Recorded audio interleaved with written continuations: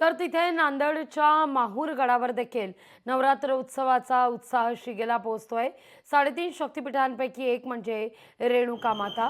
9 दिवस माहूर गडावर धार्मिक आणि सांस्कृतिक कार्यक्रमांची रेलचेल असते। या सगळ्याचा आढावा घेतला आपले प्रतिनिधी कमलाकर बिरादार यांनी।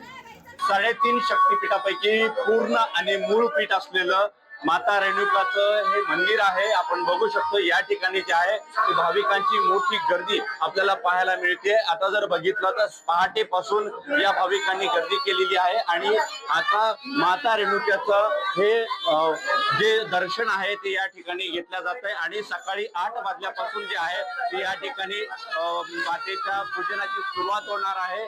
वस्त्र अलंकार या सर्व मोठी भव्य पूजा या ठिकाणी होऊ घातलेली आहे आणि ही तयारी आता आपण बघू शकतो या ठिकाणी होते आणि 9 दिवस जे आहे ते असं भजन संध्याचा हा कार्यक्रम सुद्धा या ठिकाणी 9 दिवस सातत्यानं चालत असतो आणि माता रेणुकेच्या दर्शनासाठी भाविक महाराष्ट्रासह पूर्ण देशभरातून या ठिकाणी गर्दी करताना आपल्याला पाहायला मिळत आहे। तर मंदिर प्रशासनातर्फे सर्व जे भाविक आहेत त्यांची व्यवस्था या ठिकाणी करण्यात आलेली आहे।